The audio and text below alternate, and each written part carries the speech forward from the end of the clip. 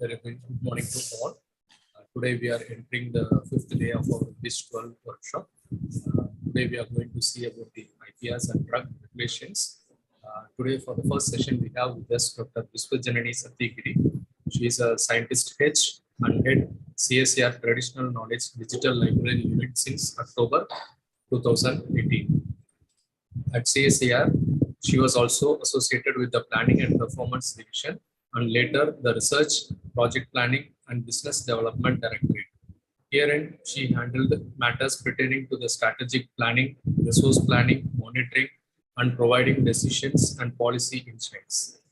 She represented CSAR in various interministerial meetings and forums. Prior to joining CSAR, she was associated with Smart Analyst, a market consultancy for a new drug discovery research, Ranbaxy Laboratories Limited. She was instrumental in progressing a drug candidate to phase 2 clinical trials for chronic obstructive pulmonary disease, COPD, under the GalaxoSmithKline Ranbaxy collaboration. She holds a PhD from Indian Institute of Science, Bangalore, with specialization in organic chemistry and has held postdoctoral positions at the National Taiwan University, Taipei, and University of Illinois at Urbana-Champaign, USA. Since taking over as head CSAR TKDL unit, she has been working towards delivering to its mandate. TKDL as a tool for defensive protection for Indian traditional knowledge currently pertaining to the Indian systems of medicine, Ayurveda, Unani, Siddha, Yoga, and Sova Rigpa. In addition, she has initiated steps for expanding the scope of TKDL, enlarging information content in the database. In her various stints, she has led interdisciplinary teams comprising members with diverse disciplines that include Masters, PhDs, MBAs, MBBS, MD, MPharm. She has 30 research publications and 22 patent applications to her credit. So with this short introduction, I invite Dr. Viswajanani to deliver. The floor is yours. Thank you so much, Murugan. I think that was a very elaborate introduction. Thank you so much for your kind words. Thank you, Professor Anil Gupta and Srishti, for giving me this opportunity once again to speak on a very, very important topic, that is IPR, innovations from the grassroots and traditional knowledge, and what is the ethical framework. So I'll go ahead and share my screen. Just let me know once you see that. Are you able to see the presentation? Yes, Doctor. All right. So we'll get started.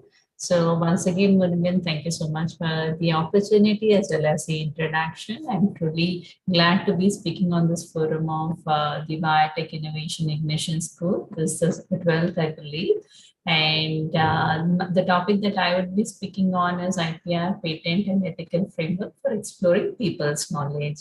So as I mentioned, when we are talking of people's knowledge, we are talking of traditional knowledge, traditional cultural expressions. We are also talking of grassroots innovations, the local traditions that are being followed. So I guess, you must be wondering, why is this topic very important and why am I speaking about it in the context of biotech innovations? So I think my presentation, what I have done is that I've given generally covered what is invention, what is innovation, what does the informal sector cover. So when we are talking of people's knowledge, the informal sector becomes very important.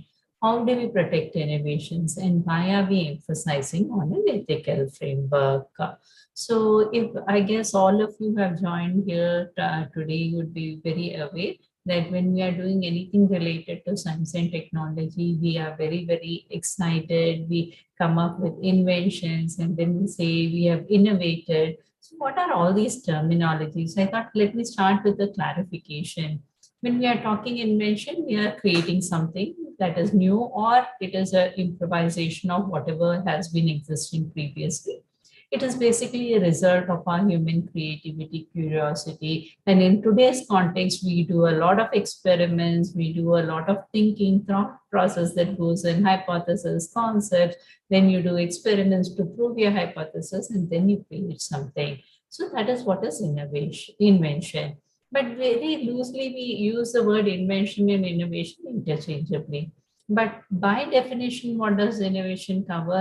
It is a process of bringing the innovation to the market and users. So when there is a commercialization aspect associated with invention, it is called innovation. It does not happen just like that. You need to plan. Whenever you're planning on commercialization, you see what is the market, how do I put my product in the market, what is the competition that is there, on what price should I introduce this particular product in the market. There are several aspects, so you plan for it.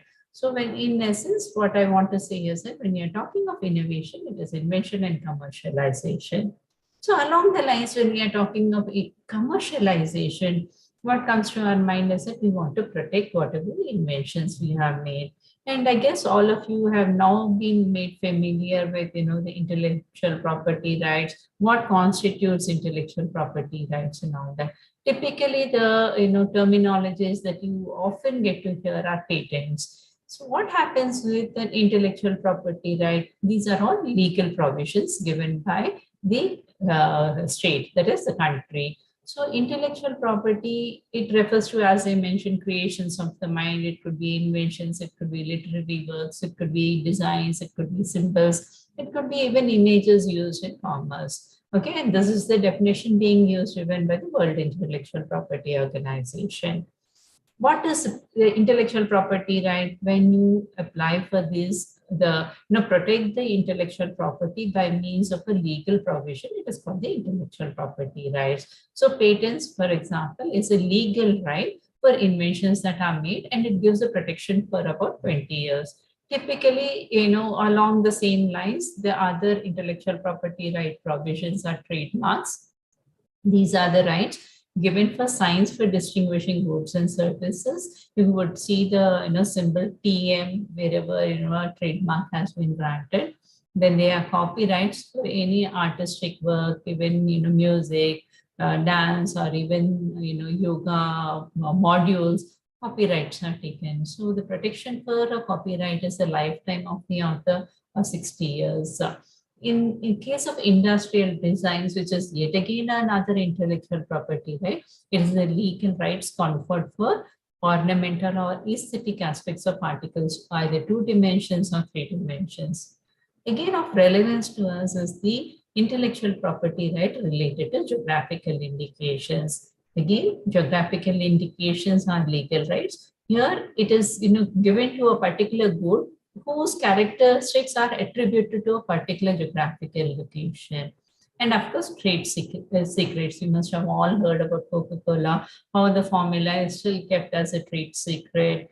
And so again, trade secret and legal rights for confidential information. So these are all intellectual property rights that we, wish to have when we are talking about any scientific or technological advancement that we have made, inventions that we have made. But why are we speaking about intellectual property rights in the context of today's topic, that is people's knowledge? All of us are very proud of our Indian heritage, and that includes our traditions and culture. We have been, quite advanced in terms of our food habits, medicine. You have books such as Shrishruta Samhita, Charak Samhita, of course Patanjali Yoga. Very in the next week on 21st of June we have the International Day of Yoga. We have excelled in terms of our metallurgy. We had excelled in terms of archaeology. Look at all the sculptures and the temple structures that have been built. And many other fields such as weaving, textiles, and many more. So, these are something that we have inherited over thousands of years. And we are very proud of it. And even in today's context, much of our traditions that have been transmitted over years, are still relevant today. Look at all the metallurgical works. They have still, this is a means of livelihood to many. Be it textiles and embroidery, yet again, it is even today means of livelihood to the people concerned. Anything, you look at all the handicrafts, even those are means of livelihood to people even today. So when we are talking about the informal sector, as I had mentioned, when we are talking of people's knowledge, the informal sector becomes very, very important. What does the informal sector cover? It covers agriculture, it covers industry in terms of, the smaller MSMEs, that is bricks, making, construction, BD making, agarbatti making, and many kinds. It also includes the services. It could, be in terms of the local transport, street vendors, garbage collectors, and many more small workshops, as I had mentioned, embroidery making, the tailoring, garment making, shoe making, everything comes under the informal sector. And if you look at all the pictures that I have collected from, of course, the web, it kind of indicates that, each of it is linked to somebody's livelihood. It is means of their everyday bread and butter. So in this context, when we are talking of IPR rights, it is always important to know where to protect and how to protect. Another angle to this particular people's knowledge when we are talking about is about grassroots and innovation. I'm sure Murugan must have given you an introduction of honeybee networks, fresh tea in your early days of this particular program. And here, what is of relevance today, especially the topic that I cover, is that when we are talking of grassroots innovations, it could be, it is defined as, sorry, it is defined as innovations that are made by the common people. They have no, formal education, and again, they work in an informal sector, and these innovations are driven by unmet social needs. When we are talking of innovations for grassroots, it could be innovations not made by those people themselves, but it could be by other organizations, again, to meet the needs of those people who live in the grassroots. Now, the innovations at grassroots could cover both, where, it is jointly by the NGOs or the formal sector or individuals, okay, in collaboration with the local people. And again, when we are talking of grassroots innovations, it could be a minor incremental innovation over something. Here I have given you an example of Raja Mupparapu. This is a person from village in Telangana. What he had done is that he created a device that can cut the cost of electricity by over 30%. Okay, and he had set up this particular device in many villages in Telangana, and based on that, he was able to save millions of kilowatts of energy. In today's context, you would appreciate energy is of high value today. And because of this intervention, he was able to bring down the costs also. So this is just one example. If you look at the other examples, there are many, any changes that you make, innovations that you make to meet the local need. For example, machine for Pochampalli sarees, cotton stripper machine, fruit and vegetable processing, herbal formulation based on local health traditions. And it could be as simple as, in Africa, they have just used these rucksacks to grow spinach. That is a grassroots innovation. There is a young boy who made a pedal tire for, like a borewell, to take out water. So this is all grassroots innovations. And what is important is that by protecting these innovations, we are protecting the livelihoods of the people. We are making it much more comfortable for them to have a decent life. So when we are talking of, so far that you have heard us that, we talk of S&T innovations, we talk of patents, and then we say, okay, by gaining a patent, I become the owner, so I can play monopoly in the market and all that. But when we are talking of people's rights, that is through traditional knowledge or cultural expressions or even the grassroots innovation, what is important are these two terminologies: defensive protection and positive protection. Perhaps this is the first time that you might have heard about these terminologies, defensive protection and positive protection, but they are very, very important in the context of people's right. What is defensive protection? It is a strategy that ensures that third parties do not gain illegitimate or unfounded IP rights over what is traditionally known already. Okay, it could be a matter of, an intervention, or it could relate to genetic resources. But when we are talking of positive protection, there is a positive angle to the defensive protection. So far, what he said is that others cannot hold IP rights under the defensive protection. But what we are saying in the positive protection is that the rights that are given to the people is that of the rights given to the knowledge holders. This right should empower the traditional knowledge holders not only to protect their interventions, their knowledge, but also to promote the traditional knowledge to enhance their livelihoods. So far, if we are looking at global scenario, there are not many countries that have traditional law to protect traditional knowledge, or the rights of the traditional knowledge holders. I think very few countries like, Peru, Ghana, there are just a few countries, Kenya, they have all kind of enacted laws to protect traditional knowledge, but these are all very limited. In India, we do not have any specific law to protect traditional knowledge, but then there are other ways by which we are trying to still protect the livelihoods of the people concerned. So with these two terminologies, I would like to move forward to give you an understanding of why we are talking about an ethical framework. As I said, if we are talking about people's rights, we are talking about interventions that have come from generations before us, and we are talking of intervention which we could be improvising based on whatever we had gained from the past. So in this context, I'd like to draw all your attention to what happened in the mid-90s. I think some of you might already be aware that in the mid-90s, India woke up to a very stark situation where patents have been filed on turmeric for wound healing, basmati rice lines, the fungicidal activity of neem, and many more. I've just given you these three examples because they are quite often cited even across, even by the WIPO. So here, when we are talking about, these are all, every one of us is aware, these are all traditionally known to India. So when we are talking of something that has been, known in our traditions and culture for generations, okay, and somebody files a patent application on that, it is not only filing, the concerned patent officers have also granted the patents. So here, when you're talking of turmeric for wound healing, it was filed in 1993. Later on, it was granted in 1995 by the USPTO. Similarly, the basmati rice lines, the patent was filed in 94. USPTO granted the patent in 1997 to a company called Rice Tech.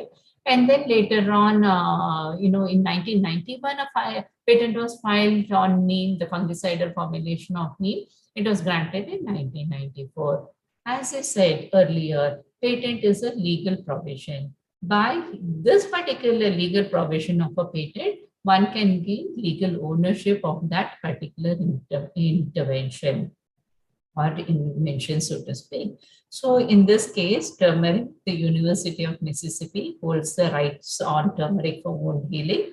Rice Tech holds the rights on basmati rice lines. And in case of the neem, fungicidal formulation of neem, the rights would be held by the company called WR Grace and of course the Department of Agriculture. Yet again, following what I had previously mentioned, when one holds legal rights, the ownership of it, we can claim monopoly. So if in case, say, I am the University of Mississippi and I hold the patent on turmeric for wound healing, and if you want to exercise turmeric for wound healing, you will have to come to me, seek my permission, so I might give it to you at a price or free of cost. I could license it for a short time. So I'm allowed to play monopoly with whatever I have legally gained. Just imagine the condition of India when we got to know that our patents have been filed on turmeric, they were granted. So by which we would be losing ownership on our traditional knowledge.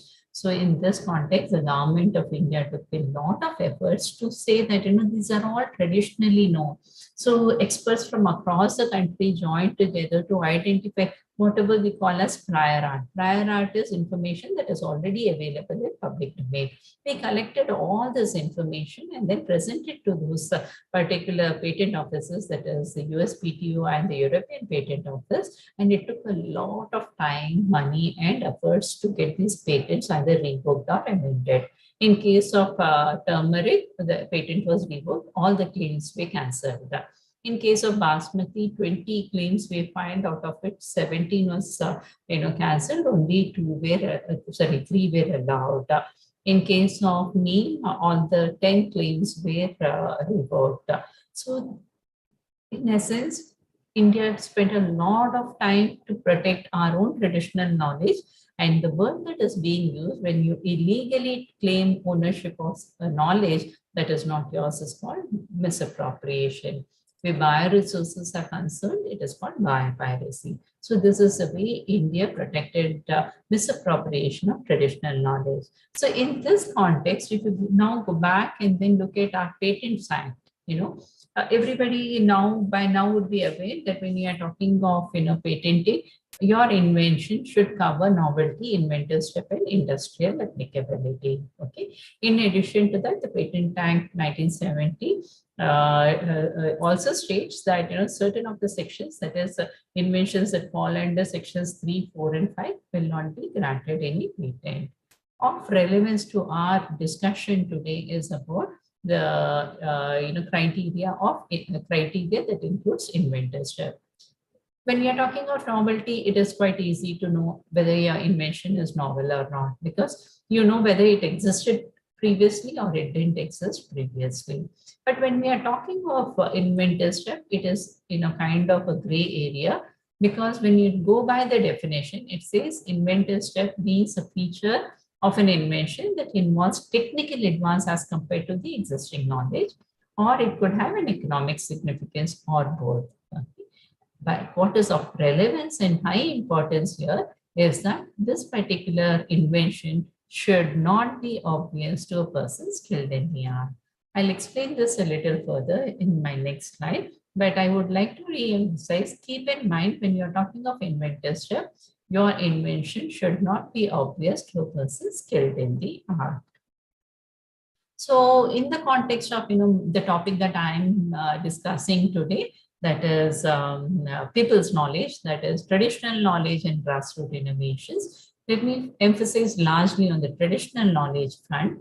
Under the chapter 2, inventions not patentable, under section 3 of the Patents Act, inventions not patentable of relevance to traditional knowledge is 3P, which is an invention which in effect is traditional knowledge, is traditional knowledge, or which is an aggregation or duplication of known properties of traditionally known component or components, cannot be patented. So to explain this a little further, say if I'm talking of say turmeric and ashwagandha, that is Withania somnifera, and take ginger. Okay, you want to combine all these three and then say it has a better immunomodulating activity. Traditionally, perhaps turmeric is known for immunomodulation, ashwagandha is known for immunomodulation, and as well as ginger is known for immunomodulation. This is perhaps not relevant, but I'm just giving you an example. So don't go into looking the immunomodulatory activities of this. This is just to give you an idea, explain to you how this works. So individually, they are all known. Now I'm combining this, particular mixture and then say that, it's a new invention. And then I go about filing a patent application. So will your patent application be granted? The question is that. So the answer very quickly, when I look at all three and I look at the information, I say this patent application cannot, this application cannot be granted a patent because it falls under section P. 3P, it says that invention, which is also an aggregation or duplication of known properties of traditionally known component or components, cannot be granted a patent. That is very true. But then, you go about doing a large set of experiments, and only in one particular, proportion or two particular proportions, you see that there is an enhancement in activity. So you do, as I mentioned, you do a lot of experiments to get to arrive at that particular proportion, which is not easy for anybody to arrive at. So under that, if I go back and then explain to you the inventor step, your invention should not be obvious to a person skilled in the art. Would that meet this obviousness? Perhaps no, because you say that by this particular, proportion of the each of the components, I can see an enhancement in activity, say of about 25 times or 30 times, which is not, generally expected by a person who's skilled in the art. So again, explaining this a little further, say both of you are from the Ayurveda stream of medicine, and then you are doing this experiment, and then, when I say just mixing all the three and then filing a patent, but this is known to a person skilled in the art. So your, a colleague who is also an Ayurveda expert would say, for me, it is obvious, so it doesn't meet the criteria of inventorship. But then, as I said, you have done a lot of experiments. Only that particular proportion of, the components is giving you an enhanced activity which you could not have expected by merely mixing all the three. So then, in that case, your invention would meet the criteria of inventorship. But then the downside, again, if you go back to the Patents Act, is that I would like to draw your attention to 3D. It says the mere discovery of a new form of a known substance, which does not result in enhancement of known efficacy of that substance, or the mere discovery of any new property or new use of a known substance, or of the mere use of a known process, machine, or apparatus, unless such known process results in a new product or employs at least one new reactant, cannot be patented. So you'll have to convince the patent examiner that your new formulation not only meets the criteria that I had mentioned before, that is novelty, inventorship, and industrial applicability, but it is also showing an enhancement of the efficacy, thereby it at least meets the criteria for a patent grant. And then thereafter you leave it to the consideration of the patent office to arrive at the grant. So this is how the intellectual property rights work. So in this context, when I'm talking about patenting and patents not being allowed on traditional knowledge is a defensive form of protection. So how does my work, on TKDL, that is Traditional Knowledge Digital Library, help in the process? As I had mentioned a couple of slides back, that, patents were granted on turmeric, neem, basmati, and many more. So here I did also mention about prior art, that is, bringing in all the evidence together so that we give it to the patent officers and then tell them that, this is something that is already known in our Indian tradition and culture. But when we are talking of, in the context of a long-term solution that we had to arrive at that time, that is in the late 90s, what was felt is that our Indian, traditional knowledge, although it is available in public domain largely, is not available to the patent examiners, not only in India, but even in other countries. So when you are talking of patent examiners, when you file a patent application, the patent examiner is made to mandatorily look at, a set of literature to identify the prior art. It could be patent literature, it could be non-patent literature. So it is called the PCT minimum documentation. So the PCT minimum documentation is the mandatory set of, literature that a patent examiner searches to find out whether the application that you have filed has already any relevance in the past published information. So in this case, as I mentioned, although our traditional knowledge is, available in public domain, the information is not available to the patent examiners. One, it is because it is in our own regional languages. And the second is that these books are not available to the patent examiners in a format that is amenable for them to search and identify the prior art. So the government of India then thought, let us create a prior art information of traditional knowledge in the form, that is accessible and also available, understandable by the patent examiners worldwide. So the TKDL took its birth. It is a very unique initiative of the government of India, and given the and it gave the responsibility to CSIR and the Ministry of BIIS. Earlier, it was the Department of Indian Systems of Medicine and Homeopathy. So today, TKDL serves as a prior art database, and it contains information based on the interest of the time. We covered the Indian systems of medicine. It covers today Ayurveda, Unani, Siddha, Yoga, and Sovarika. yoga techniques have been included. So far, about 4.2 lakh formulations from all of these systems of medicine and yoga have been transcribed into the database. It is a highly structured, searchable content, and this information of our traditional knowledge is given in English, French, German, Japanese, and Spanish. As per the Government of India approvals, we have given the access of this database only to the patent offices. And in addition to that, we go about filing pre-grant oppositions and third-party observations. This is a particular action which is also available to any commoner as well. If you find a patent application and you know that prior art already exists, one is, can file a pre-grant opposition or third-party observation at the select patent offices worldwide. This particular thing, if our evidence is taken into consideration, the examiners then sends this information to the applicant to provide the responses. Based on that, patents are either amended, revoked, withdrawn, or sometimes the applicant themselves abandon the patent applications. So far, based on the efforts of the TKDL, 265 such patent applications have gone through these kind of outcomes: amendment, revokement, withdrawal, or abandonment. So this is again a defensive form of protection. So we are making sure that nobody else is able to misappropriate our Indian traditional knowledge. But as I mentioned, when we are talking of traditional knowledge, our people's right, what is important is, of course, defensive protection so that nobody claims the illegal rights of what is not theirs. But what is also important is about protecting those people's rights. So some of the frameworks, as I said, India does not have a specific law on protecting traditional knowledge. But what are the frameworks that are available under the Government of India?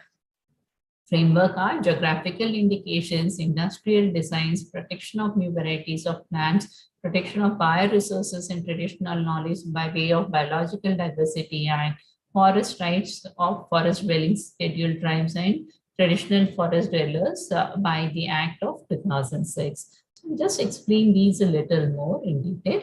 So as I mentioned, geographical indication is a legal intellectual property provision in relation to goods, and as I mentioned already, that these goods will have a linkage to a particular geographical location in the country. And if you look at it, it is not restricted to only the bioresources. It can be anything. It could be a Tanjavur painting. It could be a Assamese gamcha, and it could be it could be Darjeeling tea, it could be Nagpur orange, it could be anything, even rasgulla, basmati rice, they fit under the provisions for geographical indications registration. So by this, the traditional knowledge is not per se protected by the geographical indication, because it's more of a registration mark. But what it provides the knowledge holders or the communities that are involved in the particular manufacture, trade, or even the producers, that it gives a branding to the product, because once you are given a registered under with the geographical indication, you have to meet the specifications what has been registered. So there is a given quality, there is a given reputation, given specifications for those products which need to be met. So because of that, you can get a higher price for your goods. Then coming to the industrial designs, as I said, one can protect the two-dimensional or the three-dimensional form of any particular product, and the right under the industrial design is given for a period of 10 years, and it can be renewed for every 5 years. The difference between the geographical indications and the industrial designs is that geographical indications cannot be transferred or licensed to anybody, because the particular community needs to be registered. It has to have the geographical origin. Whereas under the industrial design, you can license it, you can sell it, you can give it to another, either regional, or you can restrict even the licensing, so to speak. Here, what is important when I talk of a traditional knowledge perspective, the industrial design cannot cover any of the artistic works like painting, sculpture, a work of architecture, or even artistic craftsmanship. But what can be protected in the context of, again, today's topic, that is people's knowledge, is that when we are talking of grassroots innovations, they are improvisations. I did give you an example of, the Pochampalli making, sari making machine. It could be cotton stripper. It could be many other small, interventions that, the grassroots knowledge holders make. These are all, things that can be protected under the industrial designs. Now, coming off the bioresources, especially when we are talking of grassroots and all that, we immediately link it to the farmers and their families, right? They are the livelihoods of that. So the Protection of Plant Varieties and Farmers' Rights Act of 2001 provides an effective system for protection of all new plant varieties. Here, it gives the rights to the farmers and as well as the plant breeders. And if you look at, the duration of protection is anywhere between 15 to 18 years. And here, what happens is that once the plant varieties are protected, it ensures the availability of high quality seeds and planting materials for improved varieties. And it also helps the growth of the seed industry. So for all this, the grassroots is the farmers, and that is how it provides a positive protection in terms of the livelihoods of the farmers concerned. What is again very relevant to the discussion that we are having today is about the Biological Diversity Act 2002. And under this particular act, the access to biological resources and its associated knowledge are covered. It regulates information. It stipulates norms for the access of biological resources and the traditional knowledge associated with it. And here, if you are a foreign citizen or company, you need to take the prior approval of the National Biodiversity Authority, who is responsible for the Biological Diversity Act. And only after the approval is given, you can go about doing whatever you have intended to do. In case of the Indian citizens and all that, when you are accessing biological resources or the associated knowledge, you need to give a prior intimation to the State Biodiversity Board. So if you look at the structure of the National Biodiversity Authority, it is a statutory body under the Ministry of Environment, Forest and Climate Change. Under the NBA comes a State Biodiversity Board. So each of the states in the country have a State Biodiversity Board. Under the State Biodiversity Board, we have the Biological Diversity Management Councils. And these management councils act at the village or panchayat levels. Here, of again, high relevance to us who are doing research in the area of bioresources is that the results of our research cannot be transferred to any persons without the approval of NBA. And if in case I want to file an intellectual property right on any invention that I make using bioresources, it needs to be made only with the approval of the National Biodiversity Authority. There are many application forms that needs to be filled in the context of bioresources. These are all available on the website of the National Biodiversity Authority. And I'm just giving you an example. If you look at Form 3, it is for applying for intellectual property rights for inventions based on any research or information on a biological resource obtained from India. It could pertain to any Indian or a non-Indian or an entity. So please look at the website of the NBA before you go about filing your applications. Again, from the context of people's knowledge, how does the Biological Diversity Act help? I did mention to you that the Biological Diversity Act stipulates norms for two things. One is, of course, access to the bioresources, and then the second one is the associated knowledge.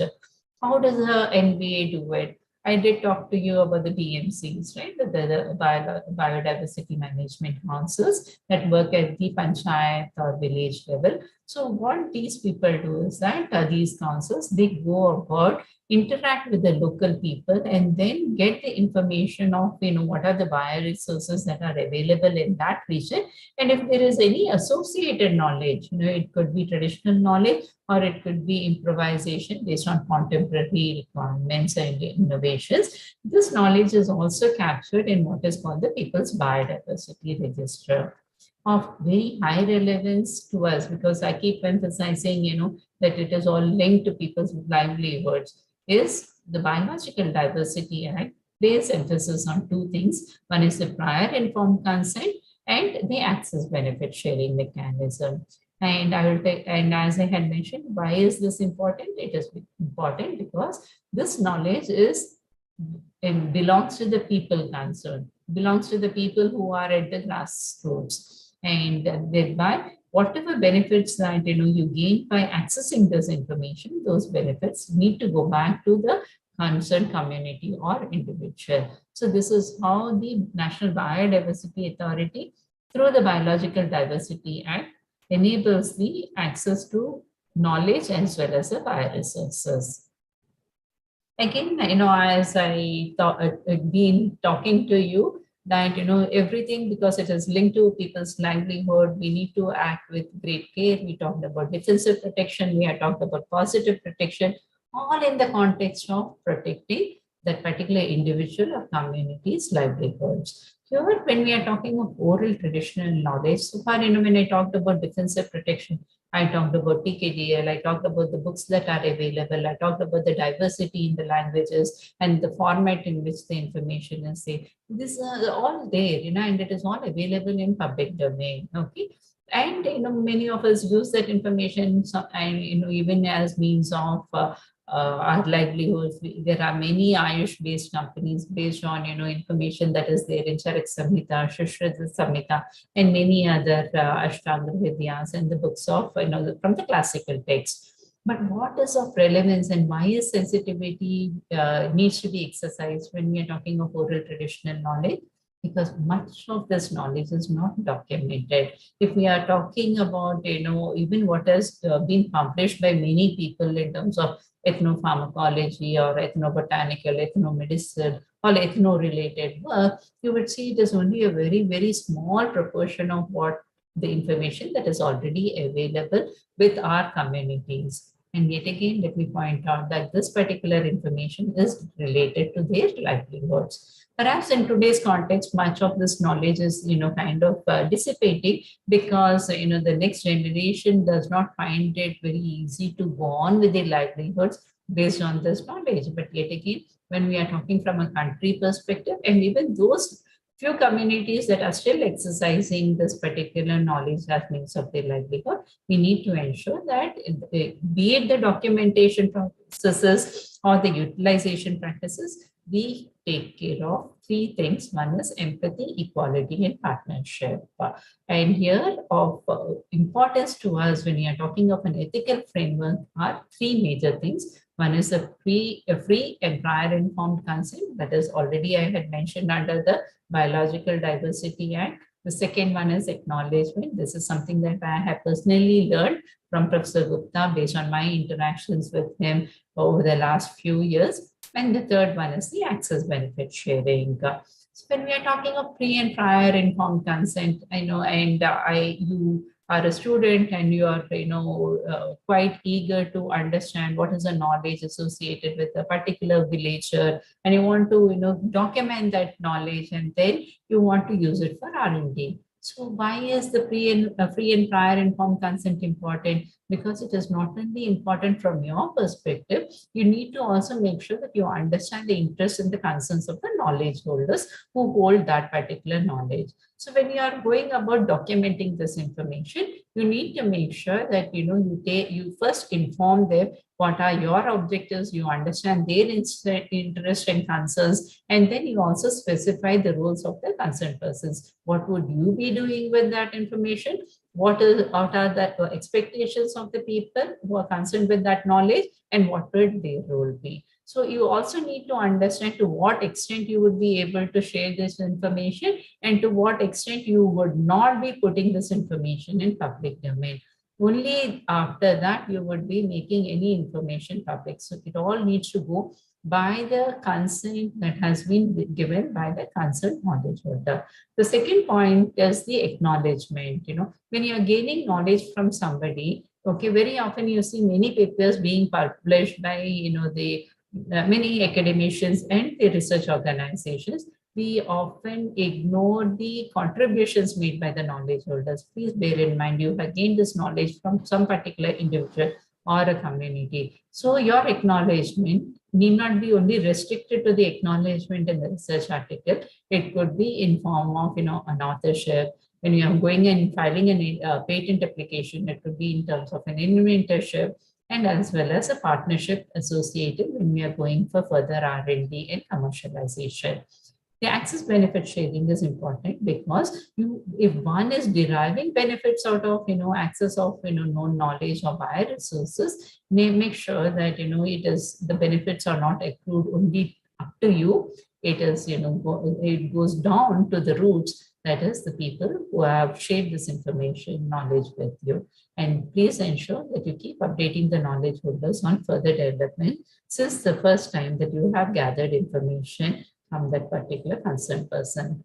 I had talked about free and prior informed consent. I think I'm running short of time, so I'll go fast on this. So here, when we are talking of free and prior informed consent, I did mention to you that we need to understand the interest and all that. The World Intellectual Property Organization has, created a toolkit. I would urge all of you to look at it. And here, when we are talking about documenting information, TKDL has been given as an example as to how one can protect, how a country can protect their own traditional knowledge from misappropriation.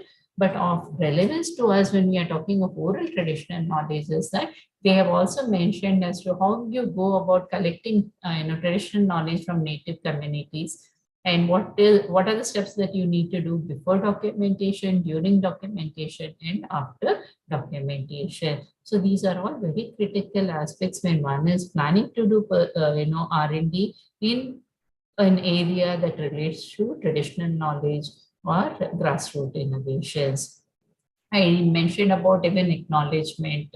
Look at one of the papers that has been published on the left side of my slide. It is about field survey and data collection. They have mentioned that they had done an ethnomedicinal survey, and this was done between whatever period has been mentioned. And what is of relevance here is that they have mentioned that the prior informed consent was obtained from the respondents before interviewing them. So this is a good way of telling, yes, you have adopted the ethical framework before you got about doing your ethnomedicinal survey. But look at the other paper, which is the recent advances in ethnobotany. They have talked a lot about developing a questionnaire, going and collecting information on medicine from men, village dwellers, and many other people in the village.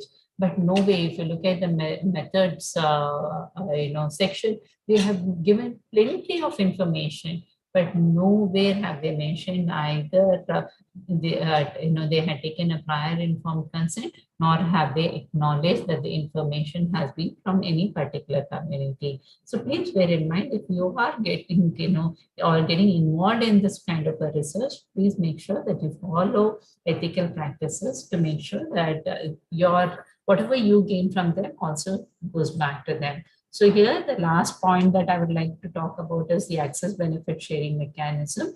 Even before the National Biodiversity came into picture in 2001, the first model of the access benefit sharing ABS mechanism was put forward by Dr. Pushpangadan way back in 1994. This relates to a particular survey. They had gone into the forests of Kerala for doing ethnobotanical work. And while the scientists were all kind of getting very tired after walking a little bit into the forest area, and they would sit very often, after periodical walk into the forest, whereas the tribesmen who walked along with the scientists were always energetic, and they never felt tired. So all that the scientists kept noticing was that they were chewing on some leaves, and they were fully energetic. So further discussions with the tribes and all that, they came to know that Trichophis zelanicus species, that is Arogya Pacha, was responsible for the giving them that high energy and keeping them fully vigilant, while the scientists were all weak and tired after their journey into the forest, and a herbal drug called Jeevani was prepared. So as I said, this particular knowledge belongs to a particular tribe of Kerala. It is called the Kani tribe. And Dr. Pushpangadan and his team did is that when the production technology was developed and transferred, it was transferred to the Arya Vaidya pharmacy here in Kerala itself. They made sure that the Kani tribes are also given a share of the royalty and the license fee. Later on, the tribes formed a trust that implemented community welfare programs. So this is, one of the first model of access benefit sharing mechanism that was developed to make sure that even the tribes associated with the knowledge are given their due credit and benefits. So the National Biodiversity Authority defines a framework for the access benefit sharing that is all there in their guideline of 2014. There is very small component is what is taken as for the benefit sharing. Srishti, as you are all aware, is also in this particular domain, and it has also developed a formula for sharing the benefits of particular interest to me, and which I truly appreciate is that there's very important components given to nature, community, innovation fund, and also the women knowledge promotion fund. So these are all, benchmarks or guidelines that we can use to make sure that if in case we are doing research in this particular domain, we follow ethical practices to ensure that not only we are benefited, but also the knowledge holders are benefited. There are quite a few examples of APS by MBA later on. It is not related, only to companies like PepsiCo or Natural Remedies. It could be even individual doctors. As an individual, if I'm using any bioresource or knowledge, I make sure that whatever I gain also goes back to that particular community or individual who has shared that information or bioresources with me. So this is all about the ethical framework that I thought I should share with you, because it is important and we need to make sure that we follow ethical framework when we are exercising our knowledge in this domain. Thank you so much. Any questions? Thank you so much, Dr. The session is open for discussion. If you have any clarifications needed, you can ask Dr. Viswajit.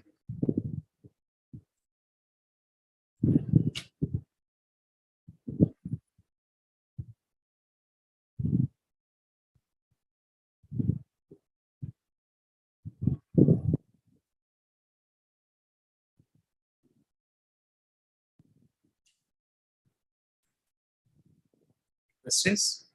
Any questions?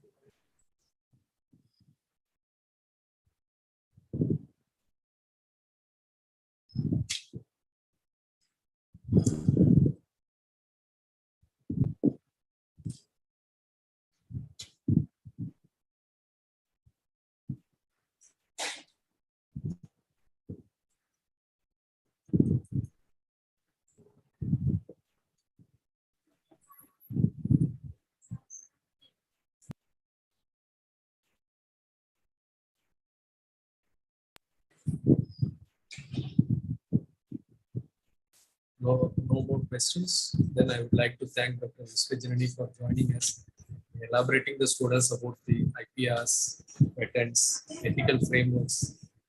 Thank you so much, Dr. Thank you so much, Murgan. I look forward to the next one. Thank you. Thank you. Thank you so much.